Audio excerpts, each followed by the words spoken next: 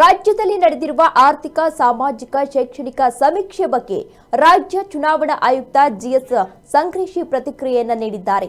ಸರ್ಕಾರ ಹೇಳುವಂತೆ ಸಮಾಜದಲ್ಲಿ ಎಲ್ಲಾ ವರ್ಗದವರು ಇದ್ದಾರೆ ಅಂತ ಈ ವಿಚಾರಕ್ಕೆ ಸಂಬಂಧಪಟ್ಟಂತೆ ರಿಯಾಕ್ಟ್ ಮಾಡಿದ್ದಾರೆ. ರಾಜ್ಯದಲ್ಲಿ ನಡೆದಿರುವ ಆರ್ಥಿಕ, ಸಾಮಾಜಿಕ, ಶೈಕ್ಷಣಿಕ ಸಮೀಕ್ಷೆ ಬಗ್ಗೆ ಕೊಪ್ಪಳದಲ್ಲಿ ರಾಜ್ಯ ಚುನಾವಣಾ ಆಯುಕ್ತ ಜಿಎಸ್ ಸಂಗ್ರೇಶಿ ಇದೀಗ ಪ್ರತಿಕ್ರಿಯೆಯನ್ನ ನೀಡಿದ್ದಾರೆ.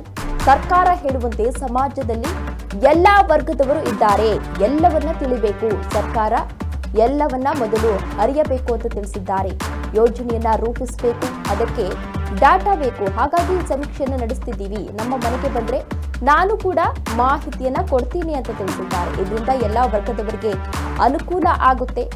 ಆ ವಿಚಾರಕ್ಕೆ ಸಂಬಂಧಪಟ್ಟಂತೆ ರಿಯಾಕ್ಟ್ ಮಾಡಿದ್ದಾರೆ. ನಮ್ಮ ಮನೆಗೆ ಇನ್ನೂ ಕೂಡ ಬಂದಿಲ್ಲ, ಬಂದ್ರೆ ನಾನು ಕೂಡ ಎಲ್ಲ ಮಾಹಿತಿಯನ್ನ ನೀಡ್ತೀನಿ. ಇದು ನನ್ನ ವೈಯಕ್ತಿಕ ಅಭಿಪ್ರಾಯ ಆಗಿದೆ, ಅಂದ್ರೆ ನನ್ನ ಪರ್ಸನಲ್ ಒಪಿನಿಯನ್ ಆಗಿದೆ ಈ ವಿಚಾರಕ್ಕೆ ಸಂಬಂಧಪಟ್ಟಂತೆ ಅಂತ ಹೇಳಿ ರಾಜ್ಯ ಚುನಾವಣಾ ಆಯುಕ್ತ ಜಿಎಸ್ ಸಂಗ್ರೇಶಿ ಇದೀಗ ಹೇಳಿಕೆಯನ್ನ ನೀಡಿದ್ದಾರೆ.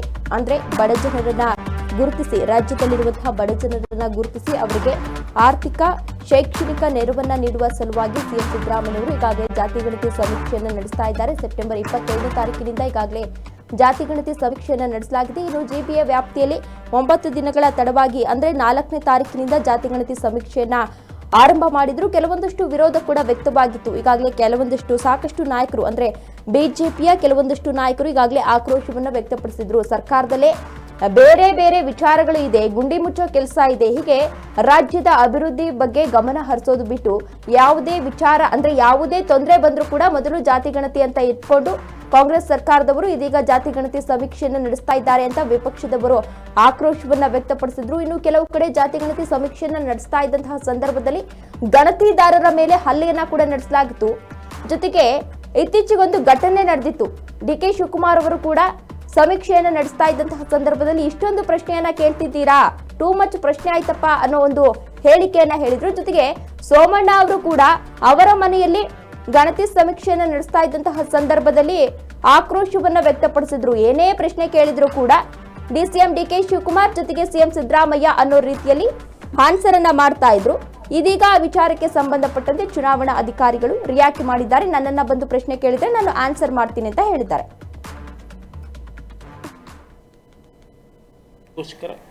ಜನರಿಂದ ಇರುವಂಥ ಸರ್ಕಾರಗಳು ಜನರಿಗೆ, ಯಾಕಂದರೆ ನಾನು ಪೇಪರ್ನಲ್ಲಿ ಓದಿದ ಮುಖಾಂತರ ನೀವು ಪ್ರಶ್ನೆ ಕೇಳ್ತಾ ಇದ್ದೀನಿ ಏನು, ಯಾಕಂದರೆ ಈ ಚುನಾವಣೆ ಬಿಟ್ಟು ನೀವು ಕೇಳ್ತಾ ಇದ್ದೀರಿ.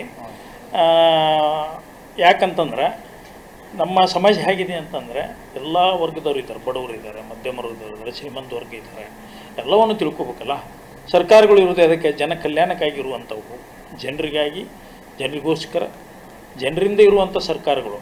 ಜನರಿಗಾಗಿ ನಾವು ಮಾಡಬೇಕಲ್ಲ, ಜನರಿಗೋಸ್ಕರ ನಾವು ಕಾರ್ಯಕ್ರಮ ಹಾಕ್ಕೋಬೇಕಲ್ಲ ಅನ್ನುವ ಹಾದಿಯಲ್ಲಿ ಅವ್ರು ಮಾಡ್ತಾ ಇದ್ದಾರೆ, ಸಮೀಕ್ಷೆ ಮಾಡ್ತಾ ಇದ್ದಾರೆ. ಒಳ್ಳೆಯದು ಅಂತ ನನ್ನ ಅಭಿಪ್ರಾಯ. ನನ್ನ ಅಭಿಪ್ರಾಯ ನಮ್ಮ ಮನೆಗೆ ಬಂದ್ರೆ ನಾನು ಕೊಡವನೇ. ನಮ್ಮ ಮನೇಲಿ ಏನಿದೆ, ನಮ್ಮ ಎಜುಕೇಷನ್ ಏನಿದೆ, ಸಾಮಾಜಿಕವಾಗಿ ಏನಿದೆ, ಶೈಕ್ಷಣಿಕವಾಗಿ ಏನಿದೆ, ಆರ್ಥಿಕವಾಗಿ ಏನಿದೆ, ಅದನ್ನು ನಾವು ಕೊಡಲೇಬೇಕಾಗ್ತದೆ, ಕೊಡ್ತೇವೆ, ಗೊತ್ತಾಗಲಿ. ಯಾಕಂದರೆ ನಾನು ಪೇಪರ್ನಲ್ಲಿ ಓದಿದ ಮುಖಾಂತರ ನೀವು ಪ್ರಶ್ನೆ ಕೇಳ್ತಾ ಇದ್ದೀನಿ ಏನು, ಯಾಕಂದರೆ ಈ ಚುನಾವಣೆ ಬಿಟ್ಟು ನೀವು ಕೇಳ್ತಾ ಇದ್ದೀನಿ.